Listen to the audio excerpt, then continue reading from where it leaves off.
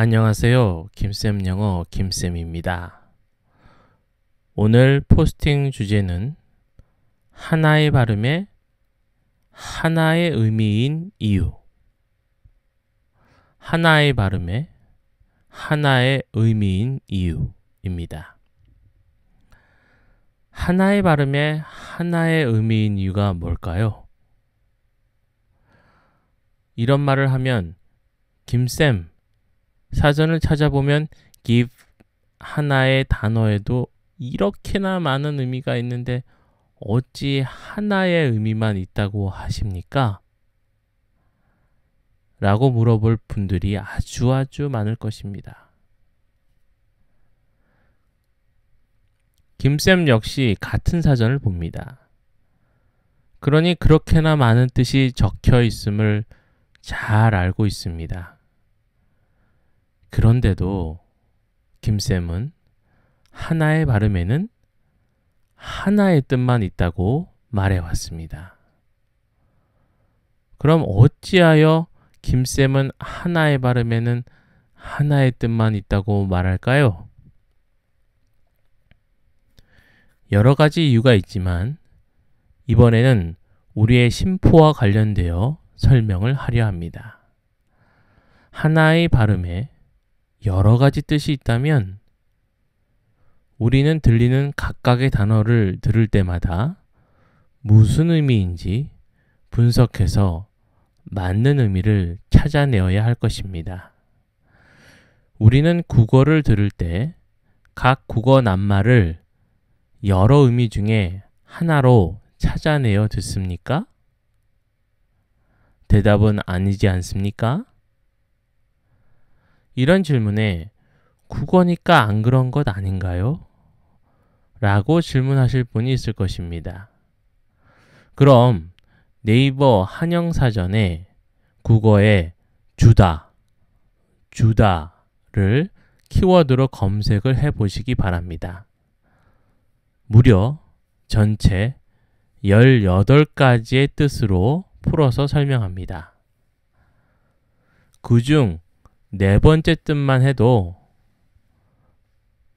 여러 가지 예문을 가지고 설명을 하고 있습니다. help, assist, aid, support, give, offer와 같은 의미가 있다고 알려줍니다.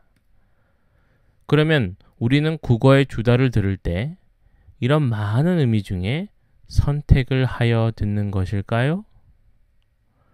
결코 아니지 않습니까?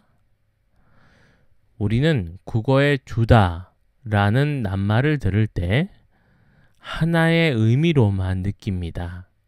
이것이 전부입니다. 마찬가지로 영어에서 give도 네이티브는 단 하나의 의미로만 느끼는 것입니다. 그럼 왜 이렇게 되어야만 할까요? 김쌤은 여러 번 말은 표현하고자 하는 욕구에서 비롯되었기에 욕구의 발생지인 마음에서 비롯된다고 말씀을 드렸습니다. 마음은 두뇌가 아니고 심장을 둘러싸고 있는 뇌세포인 심포입니다. 그런데 심포는 어떤 기능을 담당합니까? 심포는 습관적 일처리 프로세서라고 하였습니다. 자동차 운전, 자전거 타기, 롤러브레이드 타기, 스케이트 타기, 수영하기, 키보드 타이핑, 피아노 치기, 피리 불기, 기타 치기와 같은 반복되는 습관적 처리를 아주 빠르게 처리해주는 역할을 합니다. 그래서 일평생 죽을 때까지 인간은 두뇌를 거의 사용하지 않습니다.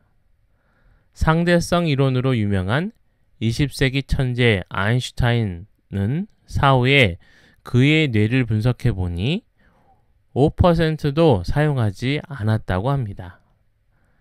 이 이야기를 왜 김쌤이 합니까?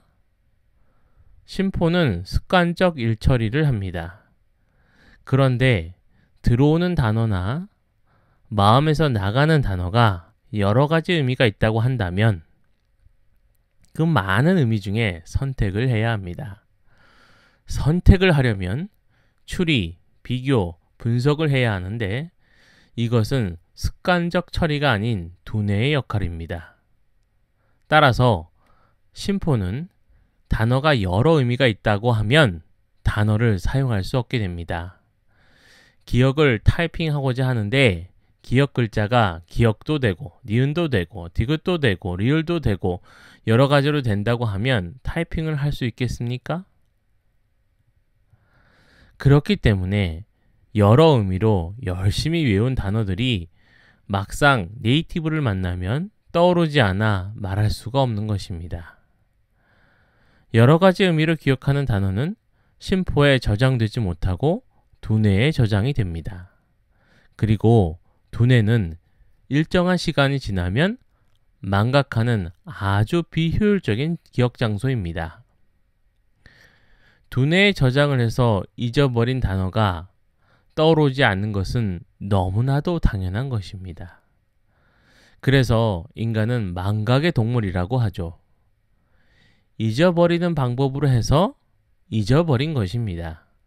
왜냐하면 두뇌는 망각의 저장소이기 때문입니다. 그럼 잊어버리지 않으려면 어디에 기억을 해야 할까요? 그렇습니다. 심포입니다. 왜 그렇습니까? 마음의 상처는 잊어버리려고 해도 쉽게 잊혀지지 않습니다. 우리 모두는 과거에 잊어버리고 싶은 부끄러운 일들을 하나쯤 가지고 있습니다. 그게 잊혀지지 않는 이유는 반복해서 외웠기 때문일까요? 아니면 심포에 기억되었기 때문일까요? 분명 후자입니다. 뜨거운 난로에 데워본 사람은 난로가 뜨겁다는 것을 결코 잊지 않습니다. 반복해서 외웠기 때문일까요? 교통사고 난 지점은 지나갈 때마다 옆 보조석에 앉은 사람에게 언제 어떻게 사고가 났었고 누구와 같이 동승하였고 그때 얼마의 합의금을 받았고 등등을 물어보지 않아도 설명을 해줍니다. 반복해서 외웠기 때문에 기억이 나는 것일까요? 아니면 마음 아픈 상처라 쉽게 잊혀지지 않아서일까요? 이처럼 마음은 장기 기억 내지는 영구 기억 장소이고 이 기억 장소에 기억이 되려면 추리, 비교, 분석을 하는 정보가 아니고 하나의 느낌이어야 합니다. 그럼 어떻게 그 많은 의미 중에 하나의 의미를 찾을 수 있을까요? 다음 추천 기사를 살펴보시기 바랍니다. 다음 추천 기사는 네이티브식 단어 뜻 찾는 방법입니다. 시청하시느라 수고 많으셨습니다. 김쌤이었습니다.